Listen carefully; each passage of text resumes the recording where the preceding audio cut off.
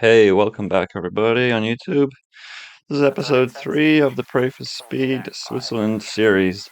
We're standing here with Nina and Taylor at the top of the Furka Pass, and we just drove up the west side, and we are planning to film that one first thing this morning, but turns out it wasn't that well lit. It was pretty chilly up here, and the east side looked real nice. I couldn't see too much of the road from here, but we decided to bomb down this side because light looked way better, and we were both trying to ride in the sun because we were freezing and wearing everything we had, which was not that much. So the stats for this one: 11 minutes, shortest descent of the trip, I think, 11 kilometers, so that's 60k an hour average with the metric system, which makes much more sense. Average gradient 7.5%, perfect sweet spot there. Max speed 80k an hour, 50 miles an hour. That is pretty dang fast, but not the crazy fast that we've done before. But on a road this narrow, with this much exposure, it felt really fast. You'll see as we go along here. Not a lot of room to play, not anywhere you want to make an error, but really, really beautiful. So we just cut through this next little, I don't know what this is, another hotel up here. Taylor's just slowly winding it up. And this is kind of where we start to go downhill. And we haven't seen any of this. We haven't driven up this. This wasn't really on our descent list. We're going to do this maybe at the end if we had time, do a training ride, start up here, and then keep going when it flattens out in the valley for like another 20, 30k. I can't remember the route I had planned. But here we are. We're doing just a descent, and Taylor's on the front leading me down. And I'm starting to get some glimpses of what's coming up, and you can see these hairpins below, and then way off in the distance you can see the road itself going all the way into the valley, and it looks amazing, and it's all in the light. I'm pretty stoked because I just set the camera up hoping it was all going to be pretty well lit, and it turned out to be just that, and it was an amazing, amazing morning. This one's top of the list of descents I've done. Definitely the most beautiful. Just a kind of amazing experience to be out here in a place I didn't really know could exist, looking this good for bicycling. And then, yeah, you could see down the sides here, like really steep. I don't know how the cows are like hanging in there, but the Swiss cows have got some fancy feet. There's like 70-degree slopes on the edge, a lot of it, and a lot of it's just sheer. So, and those little posts there, like, I don't know, maybe they're help a car not going off the edge, but I definitely thought about it as I was going down here, like, ooh, you don't want to hit one of those. They're not stopping you. They're just going to launch you sky high into the canyon. Taylor getting into the super tuck. It was pretty bumpy all over the place because these roads are getting closed for like 7-8 months of the year. Tons of snow up here right now. So yeah, this was at the end of summer, perfect weather, and yeah, this part started to feel really, really fast. Like the posts whizzing by, huge fall into the valley, and a really smooth surface. And I'm just sitting behind Taylor going, damn, this guy is hammering today. He's on one. I don't know what got into him, but he's definitely enjoying it. Kind of weird to see hikers there, but I guess that's what people do out here. And this is where I knew Taylor was like going. I'm like, damn, he came around that corner really fast, and then he's straight up to like 600-700 watts, and then into the super tuck. I'm like, all right, the boy's not messing around today.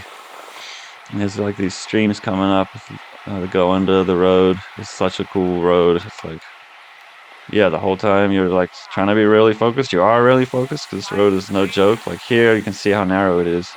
You can barely fit 2 cars side by side. So you know you don't have a lot of room to play with. You can't just cut through corners or take whatever line you want. You got to be careful and calculated. But at the same time, you've got this amazing arena you're in. It's like made just for cycling. It's incredible. So you kind of balance the two, and it gets a little bumpy in places. Kind of feels like you're hitting turbulence in an airplane or something.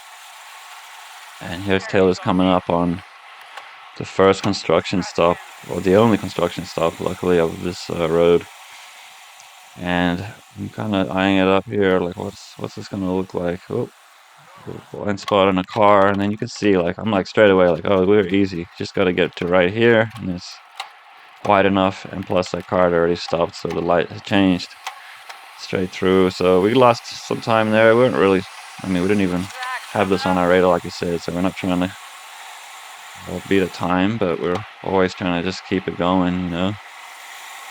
And coming up here, I think this is like my favorite snapshot of the whole trip. If you just like freeze it here, the old hotel, this big hairpin valley opens up around the hairpin. Like wow, what a sight, what a Swiss moment. And then to have my buddy there leading me down, riding us so well today, it was really, really cool experience. So now we're down into the lower slopes. You know, this is kind of why I didn't pick this descent, because on paper it looks like, all right, it's kind of straight, and then it's a bunch of hairpins and then it's done. And also you can't street view this on Google Maps, because I guess when they were doing that it was snowed over. So we didn't really know what this was going to look like. But yeah, so this is a lot more technical, this half of the descent, but you can see all the hairpins down there below you. At some points you can see like, how many corners can you see down there? 5, 6 corners.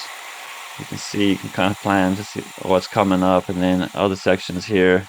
Ooh, that was a twitchy one.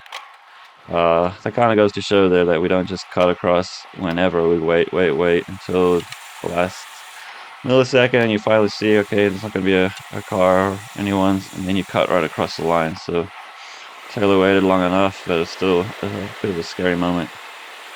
And then yeah, other points here, you can see like way down there, you can see the road, and there's a car on it. So there's these different sections you can see, like, okay, the next quarter mile, I can tell there's this traffic on it, and then I also know in a mile and a half there's still cars coming up. So you can't tell where everything is on the road. There are blind spots, but you can glean a lot from looking down and just kind of getting a sense. Right now you can tell it's really busy, actually, this pocket of the descent.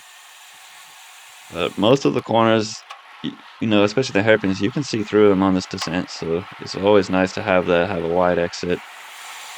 And yeah, we're kind of exiting our little weird time-space bubble. It was such a interesting experience to have this overwhelming sense of kind of joy from the setting you're in and the road you're on, and also then this intense experience of having to focus and knowing it kind of your life's on the line. In some points you definitely can't afford a mistake, and I think that whole experience together kind of makes time warp in a way.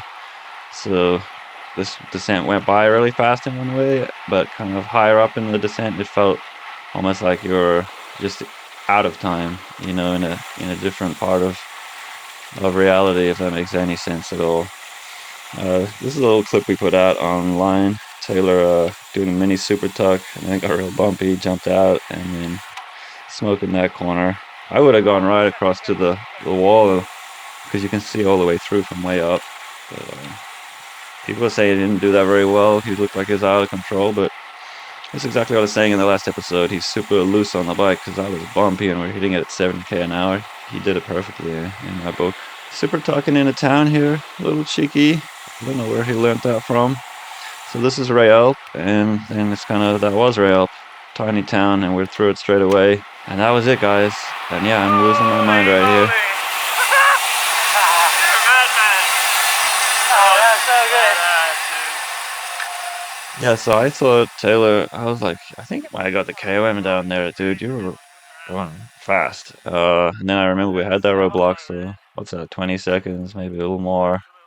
We ended up looking at the times, and we were 40 seconds behind on an 11-minute segment, and that was the Tour de Suisse with closed roads and motorbikes leading them down. So, crazy that Taylor hit that first time, and without that stop would have been 15, 20 seconds off maybe, and we didn't wind it up straight away either. We kind of pushed into it on that little climb, and we just kind of cruised over the top. So yeah, dude, like, amazing riding, Taylor.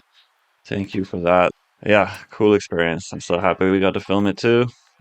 And I'll see you guys on the other side of this mountain in the next episode, when we go down the west side of the Furka Pass. And that is another really cool one, because that's an iconic road and we definitely lit it up.